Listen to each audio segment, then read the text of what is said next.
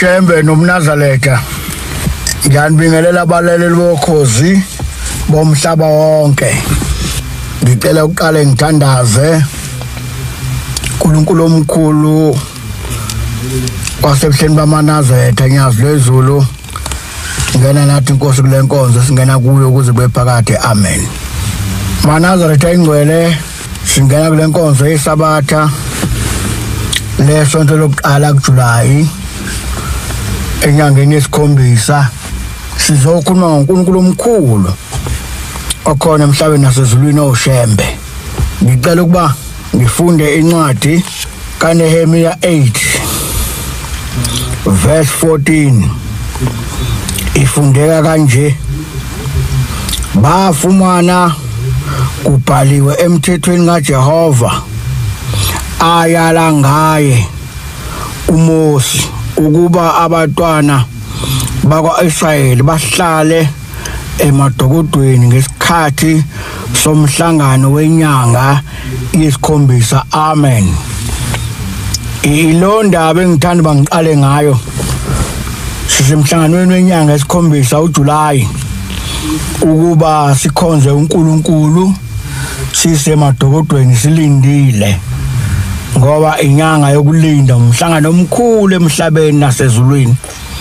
Izintombi ziyentanda zinomkhosazi wasentanda mhla ka7 kuya ku8. Kodwa indaba enkulu ngicela ukuba ngiqale la. Ngikhulume ngobhombela. Amazwi athembisa wona ubhombela.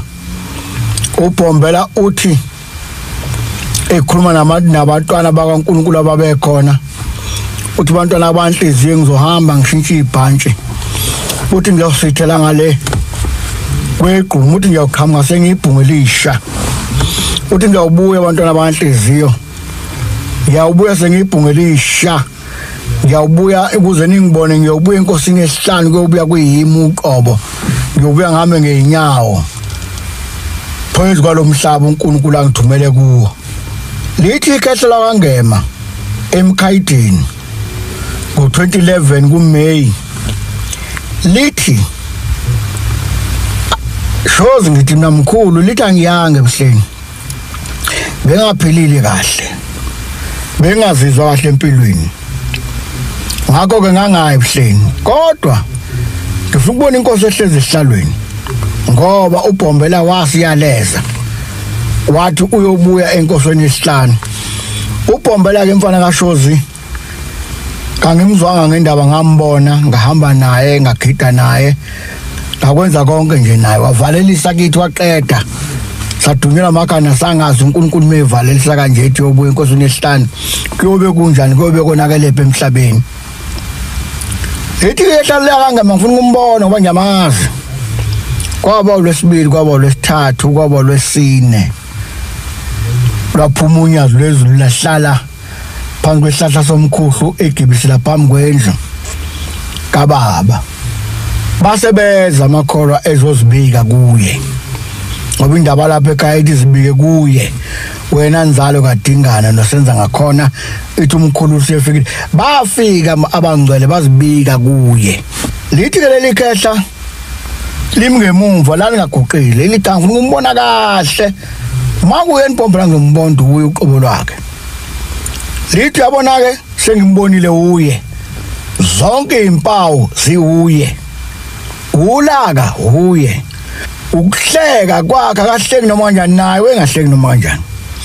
Lithi ke leli khehla sengilinde into eyodwa. Sengilinde iSabatha balishaye.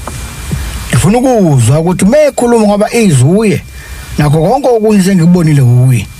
Sengiyakuye sengiyakonikela. Lamba lafika lanikela lekhehla kuye baba unyazi lacela konke licela labuya. Lithi ke sengilinde iSabatha, lafika iSabatha. Lathi ngilinde ukuzwa mehlabelele kuyohlabelela yena yini noma kuyohlabelela omunye. Wangena unyazi ethempeleni lavula inkonzo lahlabelela. Leli khehla lakhala kwaze kwaphuma inkonzo lathi namhlanje ngimdala. Okwakhunye ubhombela namhlanje ngikubonile ngoba wathi uzobuya enkosini yesihlanu. Ngakho ke maNazaretha uNkulunkulu esimkhonzayo, kasimngabazi. uNkulunkulu esimthandazayo, kasimngabazi. okukhulu nakho konke okokuthi ayinto ephilisa umuntu ithi inkosi yamaNazarethi yangayizulu ilapha ekhaya eBuhleni imphezu kwepulpiti eyanganakekile engakhiwe njengalama pulpit asekhona awufengefenga amahle ithi ngiyafunga bafowethu ithi ngiyafunga lapha ekhaya kulomuzi engimi kuwo lapha eBuhleni bokuphakama akusophinde echitheke igazi futhi lapha ekhaya akekho oyophinde athi uyazi lapha ekhaya akekho oyophinde achithe igazi futhi ngeke niphinde nilwe nibanga ubuNazarethi lokho enikwenze kuphakameni kumna wethu nikwenzile kwenela ngeke kuphinde kuliwe emhlabeni kubangwa ubuNazarethi inyanga yezulu isho lapha ekhaya eBuhleni sihlezi nonyazi sinethezekile sayibona izinto ezinhle amakhosi abusa izizwe zonke zomhlaba sikanye nawo induna sikanye nazo abafundisi sikanye nabo amakholwa nje onke athanda ukuze eBuhleni kuvulelekile eBuhleni ayeza futhi unyazi luNkulunkulu emhlabeni nasezulwini uNkulunkulu bonyazi buningi kakhulu futhi siyabona futhi siyabuqonda uNkulunkulu bonyazi buhle kakhulu empilweni zethu inkinga enkulu iba senhlizweni yomuntu ukuthi inhliziyo yakhe iyavuma yini ukukhonza unyazi edokodweni lakhe ngoba ithi indaba esifunda apha phansi ingenyanga esikhombisa uNkulunkulu uMose wafumana umthetho ubhaliwe ukuthi abantwana bakwaIsrayeli bayohlala emadokodweni bakhonze ngenyanga esikhombisa sihlasi khona sikhonza uNkulunkulu futhi siyamuzwa futhi siyezwa nomhambo ukuthi uhamba noNkulunkulu ophilayo uhamba nonyazi lwezulu ngelinye ilanga ngolunye usuku inkosi yamaNazarethi langaphuma Scott nabalothala abahangula uma uphalala ngoba basinda basengonzini umanda Sithebeno njengensonyama ingene eparadise ekuphakameni kuJulayi ingena kuhlaza ijuba labaphezulu kwesihlahla esimaqondana naso iyathandaza ijuba liyakhala phezulu lithi yathi mayithi amen isiqeda ukuthandaza yaphenduka yabuka ijuba yayisithi kuleli ijuba inyoni yasithi yabona wena ngithe kuwe ize esontweni angishongo kuwe ukuthi iza lapha esontweni uzongifundekela mawenza nje ngokuxosha esontweni lathula ijuba maAfrika amahle lathula uduba mazulu akithi lathula ijuba lathula laphethuka amaqubu lathula uyilanga laphatha inkonzo laze layiqeda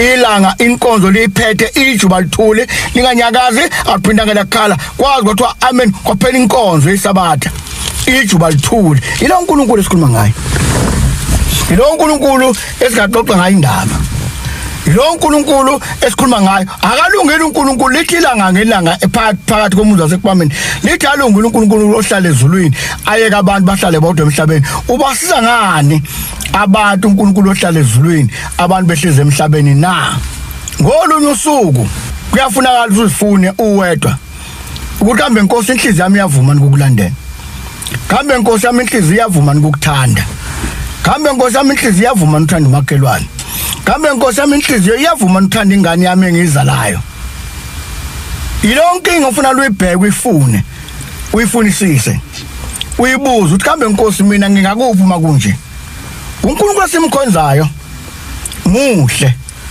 uNkulunkulu esimkhonzayo uyashesha ukuzwa asheshe futhi ukuphendula akalona lolu hlobo likaNkulunkulu okuthi uyashesha ukuzwa aphuze ukuphendula cha thina sikhonza uNkulunkulu omuhle nje obonwa yizwe lonke noma uyathanda noma ngawuthandi kodwa uNkulunkulu esimkhonzayo thina uyashesha ukuzwa asheshe futhi ukuphendula uthi ngolenkosazana leyo bhabhathi inkosi yakithi emangangeni lwangena ezibeni kwasuka insizwa kacele lapha phezulu enzolongweni abayibiza ngokuthi enzolongweni lapha kithi emangeni usikhehle yabona uNkulunkulu esemanzini uthi ngolokho ndagqoka ingubo zamanzi ngokubhabhathi inkosi yakithi emangeni wathi usikhehle esuke nezinsizwa ephela ihlangu sakhe wathatha isihlangu sibeka phansi ebhinqa ibheshu wathi angena emanzini bamtheleka uMnazarethi wafika ubhabhathiswa uthingo emangangeni ebhabhathiswa inkosi yakithi ebhabhoswa inkosi yakhe eBuhleni bamaNazarethi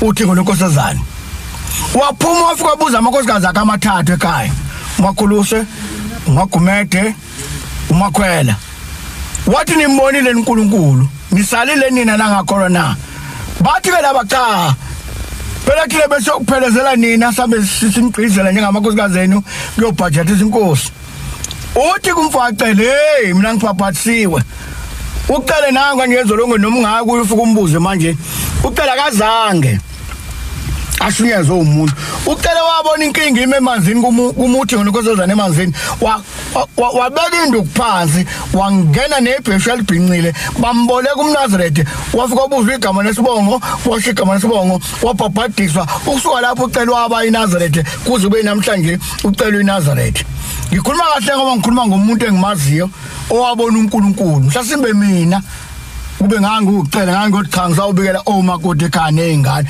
kodwa ucela wangena emanzini ngelinye ilanga uBhombeni efike lapha ezweni lakithi ezoshaya intombi yakaShozi wagaga uMasigwayi uthi uBhombela mtaka Shozi angizili uzokushadisa lapha kodwa ngizokuhlala kulezi intaba ekhomba intaba indlamhlada kethi ikhomba intaba kungekho khona ngekho Nazarethi ekhona yakhomba intaba yalezi intaba engikhomba namhlanje yathi lawa manje azaba ngamaNazarethi uma ukuthi usiphathe kahle lapha yathi kuzubona ukuthi lokho engisho kuwe kuyikona ngikusho ngoba ngeke uzohlale kahle kulomuzi futhi lapho la ukhona ngeke kuzakwenzeke lutho ukuthi uyobusa uyohlala uhlupheka izingane zakho ziyawumbathisa kakoze kube phakathi nangampela izingane zikagogo uMasigwayi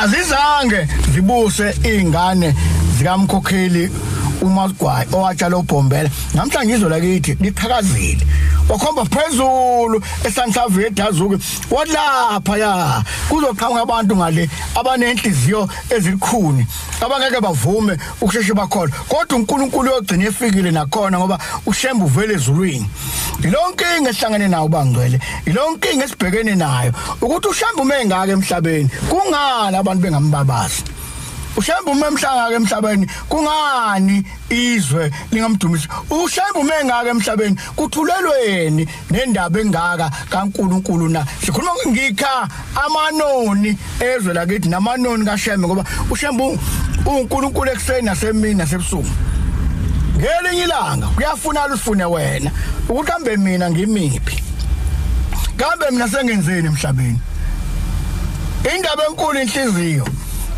inhliziyo kayivumi khona indaba ethi izithelo zokulunga lapha ekhaya izithelo zokulunga abanazo basiphiwa nguwe inkosi kufanele uzibuze inkosi mina ngiphiwe ubani indaba kaShembe inothando phakathi nawe kufanele usifune ukuthi inkosi lesikhathi engiphila kuso yashi ngungumahlombe ekwameni yathi kuze isikhathi manazo emhlabeni nawe uzothi uphuma ngala ukuthi ukhonza yiphi inkosi uthi yale uthi ukhonza yiphi inkosi yathi kuze isikhathi emhlabeni kushinga ungumahlombe yala uzohlala khona endlini ukhonza uShembe wedwa endlini umuzi uShembe efika ukuthi inkosi wafika kimi ngiyabonga uShembe khona uNkulunkulu okhona emhlabeni namhlanje uyamangalisa izizwe ziyambona ngoba uShembe weze emakhosini amakhosi onke omhlaba alapha eBuhleni ilona themba lesinathi amakhosi mebona uNkulunkulu eBuhleni yini ledala thina singamboni uNkulunkulu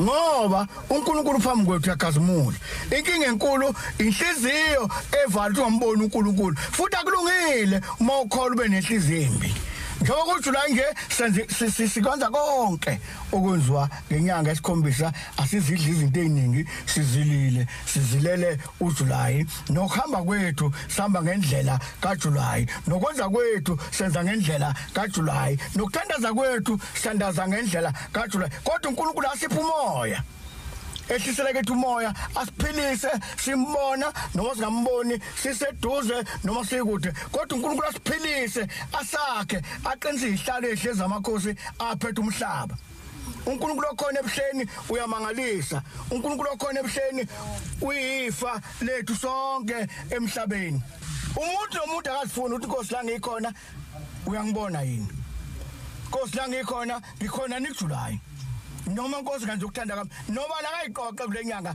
alinde bese bona umvuzo azohola ekupheleni komhlangano noma ekupheleni kwenyanga kaJuly. Nkosi ingcwele vusa basemathuneni ubenze Nkosi bezwe bawulandele uphakamisa igama lonyaza emhlabeni lidume Nkosi ngaphezulu kwento zonke ezikhona emhlabeni.